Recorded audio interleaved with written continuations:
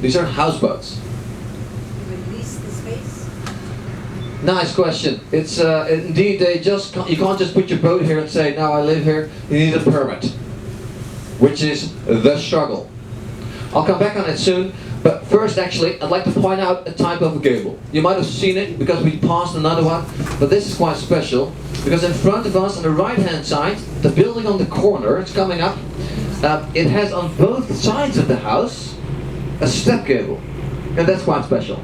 So it's like a step going up and then a step going down, and here in the corner, well, it's got it on both sides of the house.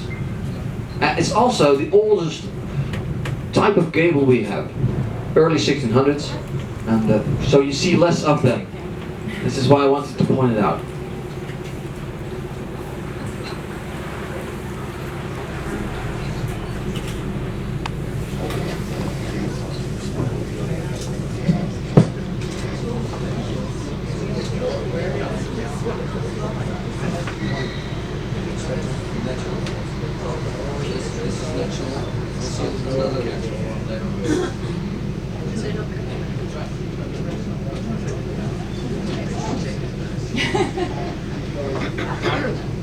Yeah, sometimes you can peek into the households.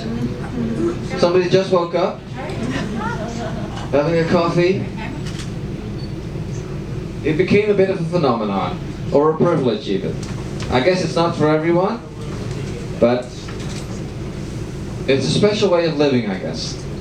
Bit of a romantic version, although it could be a struggle as well, of course.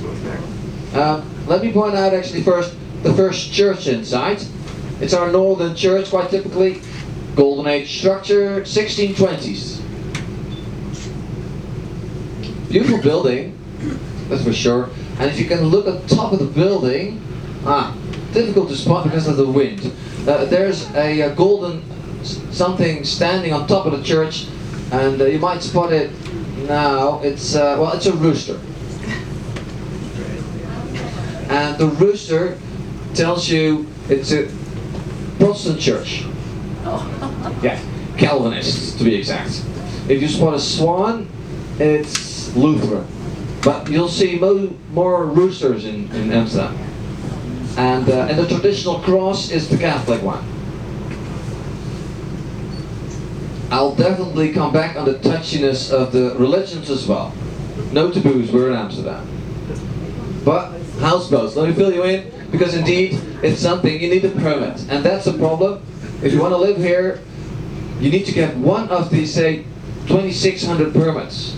There's only a bit more than, or a bit less even, than 2,600 of them. And which means they're all taken a long time ago. And so imagine, if you buy a houseboat like this, what would you pay for it? Difficult, huh? So yeah, say, depending on the state and the size and whatnot, between 300,000 up to 400,000 euros. It's the same that you would pay for an apartment. Not even in this area, but then the seller will double up the price because he's also selling along the permit.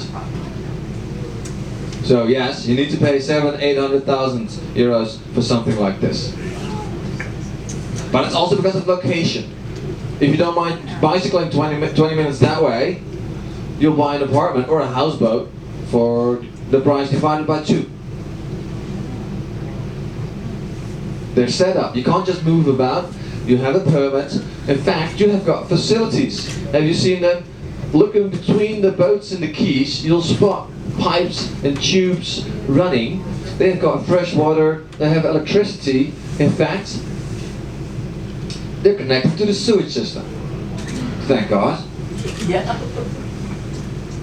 And did you spot the variety between former boats, like this, on our right hand side, and on the left, you'll spot it's an apartment, built and floating, designed to be a house.